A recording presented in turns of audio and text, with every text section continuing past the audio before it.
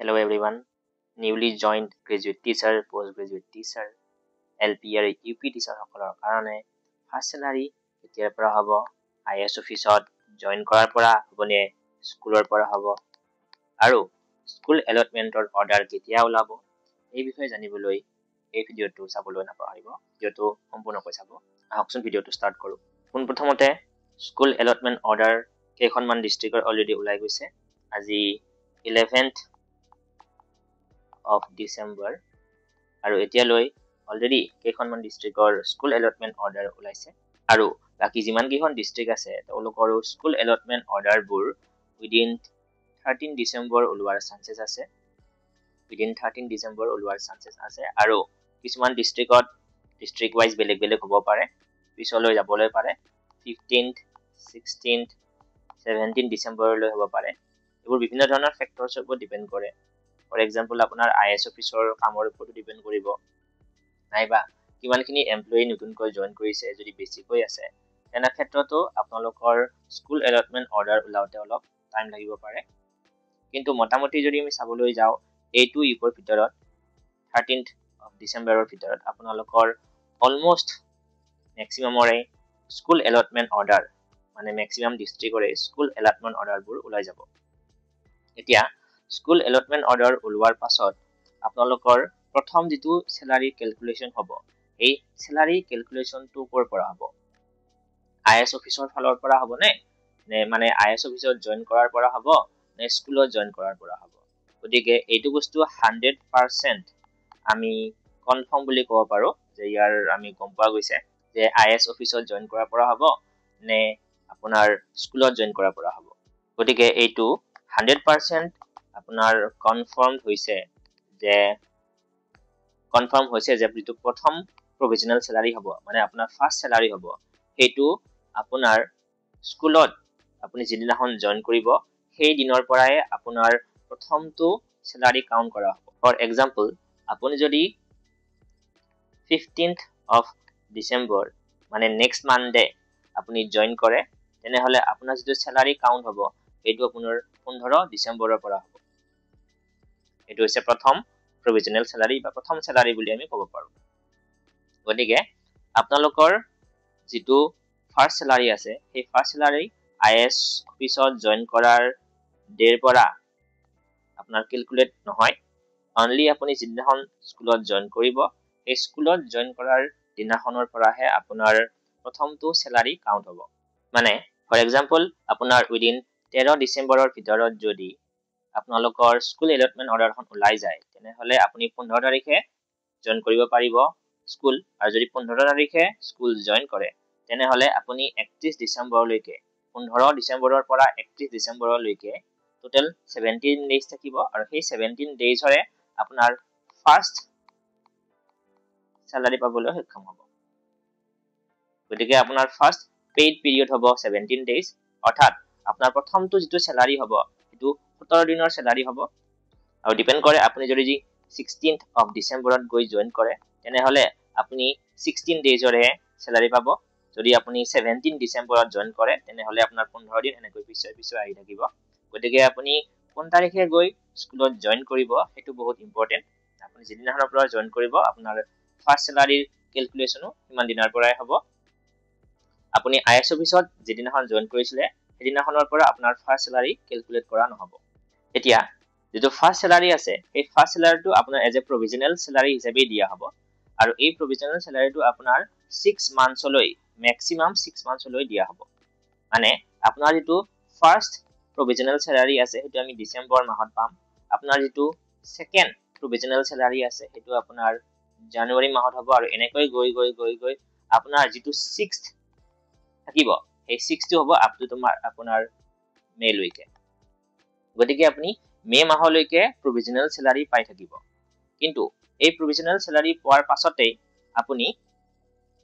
regular স্যালাৰিৰ কাৰণে apply কৰিব লাগিব অলসো প্ৰত্যেকজন ষ্টেট এমপ্লয়িৰ কাৰণে এইটো থাকিব আপোনাৰ প্ৰভিজনাল স্যালাৰি সদায় ম্যাক্সিমাম 6 মান্থছলৈ পোৱা যায় এতিয়া আপুনি যেতিয়া প্ৰভিজনাল স্যালাৰি পাই থাকিব তাৰ পাছতে আপুনি ৰেগুলাৰ স্যালাৰিৰ কাৰণে এপ্লাই কৰিব লাগিব এই 6 মান্থছৰ ভিতৰতে within 6 months 6 মান্থছৰ ভিতৰত আপুনি ৰেগুলাৰ স্যালাৰিৰ কাৰণে এপ্লাই কৰিব লাগিব আৰু এপ্লাই কেনেকৈ কৰিব আপুনি ডিএসি লৈ ৰেগুলাৰ স্যালাৰিৰ কাৰণে এটা প্ৰপ'জাল পঠাব লাগে এটো আপোনাৰ ফিনাসাম পোৰ্টেল বুলি থাকে য'ত আপোনাৰ বিল বনায় এই ফিনাসাম পোৰ্টেলৰ পৰা আপোনাৰ যেটো প্ৰথম ৰেগুলাৰ স্যালাৰিৰ কাৰণে প্ৰপ'জাল আছে এই প্ৰপ'জালটো আমি ডিএসি লৈ পঠোৱা যাব আৰু যেতিয়া সেই কামটো আপুনি নিজে কৰিব লাগিব with the help of internet cafe বা যাৰ লগত আপুনি এনপিএছৰ যিখিনি কাম কৰিছিলে তেওঁ এইখিনি কাম কৰি দিব পাৰিব গতিকে এই স্যালাৰি প্ৰপ'জাল পঠোৱাৰ পাছত যেতিয়া এই প্ৰপ'জালটো আপোনাৰ ডিএসিৰ ফালৰ পৰা এপ্ৰুভ হৈ আহিব তাৰ পিছৰ মাহৰ পৰাহে আপুনি ৰেগুলাৰ স্যালাৰি পাবলৈ সক্ষম হ'ব আৰু এটো সকলোৰে কাৰণে সেম থাকিব সেম প্ৰসিডিউৰ প্ৰত্যেকজন ষ্টেট এমপ্লয়িৰ কাৰণে সেম প্ৰসিডিউৰ হ'ব ৰেগুলাৰ স্যালাৰি পোৱা এতিয়া আপোনাৰ প্ৰথম যেটো প্ৰভিজনাল স্যালাৰি হ'ব বা আমি যাক প্ৰথম স্যালাৰি বুলি কম সেই প্ৰথম স্যালাৰি আপুনি কিমান পাব তাৰ এখন মই ষ্টেটমেন্ট বনাইছো আপোনালোকে এবাৰ চেক কৰি চাব পাৰে এখন স্যালাৰি ষ্টেটমেন্ট আপোনাৰ ডেট অফ জয়নিং স্কুলত ডেট অফ জয়নিংৰ ওপৰত ডিপেন্ড কৰি আপোনালোকৰ স্যালাৰি ষ্টেটমেন্টখন বেলেগ টাইপৰ হ'ব এতিয়া যদি আপুনি 15 তাৰিখে গৈ স্কুল জয়েন কৰে তেনেহলে আপোনাৰ স্যালাৰি হ'ব 15 তাৰিখৰ পৰা 31 ডিসেম্বৰলৈ আৰু এই ক্ষেত্ৰত আপোনালোকৰ এজ এ হোল ডিসেম্বৰ মাহত আপুনি টোটাল স্যালাৰি পাবলৈ সক্ষম হ'ব এখিনি নেট 34,275 আৰু আপোনাৰ গ্ৰছ স্যালাৰি হয় 38,355 এখিনি আপোনাৰ স্যালাৰি হ'ব ইয়াতে আপোনাৰ পে বেন থাকিব 14,000 দেন আপোনাৰ গ্ৰেড পে 8,700 দেন আপোনাৰ বেসিক পে হ'ব এখিনি প্লাস কৰিলে 22,700 দেন এখিনিৰ ওপৰত আপোনাৰ ডিএ লাগিব 58% দেন আপোনাৰ হাউজিং এলাউন্স 7% লাগিব দেন আপুনি এটা স্পেশাল পে পাব for GT teacher they special hall only for GT teacher এখিনি আমি যিখিনি ক্যালকুলেট কৰি আছো এটো গ্ৰেজুৱেট টিচাৰৰ কাৰণে আছে পোষ্ট গ্ৰেজুৱেট টিচাৰ হলে আপোনাৰ গ্ৰেড পেটো obviously চেঞ্জ হ'ব এখিনি গ্ৰেজুৱেট টিচাৰৰ কাৰণে হয় দেন আপোনাৰ স্পেশাল পে 300 দেন আপোনাৰ মেডিকেল এলাউন্স 600 সো গুটেই খিনি যদি আমি প্লাস কৰো 38,355 দেন আপোনাৰ তাৰ পৰা এনপিএছৰ ডিডাকশন হ'ব এনপিএছৰ ডিডাকশনৰ কাৰণে আপুনি কি কৰিব বেসিক পে আৰু ডিএ এখিনি যোগ কৰিব ইয়াৰে আপোনাৰ 10% এনপিএছ ক্যালকুলেট কৰিলে এখিনি হ'ব দেন আপোনাৰ জিআইএস 60 দেন আপোনাৰ পিটেক্স 208 আৰু এখিনি এমএমএল এসএৱাই কাৰণে আপোনাৰ 225 টকা এখিনি ডিডাক্ট কৰিলে আপোনাৰ নেট এখিনি হয় ডিসেম্বৰ মাহৰ কাৰণে এজ এ হোল ডিসেম্বৰ মাহত আপোনাৰ 31 ডেজ থাকে গতিকে 31 ডেজৰ কাৰণে আপোনাৰ এখিনি হৈছে টোটাল স্যালাৰি এতিয়া যেহেতু আপুনি ডিসেম্বৰৰ 15 তাৰিখে জয়েন কৰিব গতিকে আপুনি টোটাল পাব 17 ডেজৰ স্যালাৰি আপুনি পাব 17 ডেজৰ স্যালাৰি যদি আপুনি 17 ডেজৰ স্যালাৰি পায় ক্যালকুলেশনটো একদমই ইজি যিখিনি এমাউন্ট হ'ব ফৰ এক্সাম্পল 14,000 এখিনিক আপুনি যেহেতু 31 দিন থাকে ডিসেম্বৰ মাহত 31 ৰে হৰণ কৰিব দেন ইয়া পূৰণ কৰিব 17 ৰে কৰি যিখিনি ৰাউন্ডিং অফ হ'ব এই ৰাউন্ডিং অফ খিনি আপোনাৰ এখিনি এমাউন্ট গতিকে সিমিলাৰলি আপোনাৰ 17 ডেজৰ গ্ৰেড পে এখিনি আপোনাৰ বেসিক পে হ'ব এখিনি 17 ডেজৰ ডিএ এখিনি হ'ব দেন আপোনাৰ 7% হাউজিং এলাউন্স 17 দিনৰ কাৰণে এখিনি স্পেশাল পে 17 দিনৰ কাৰণে এখিনি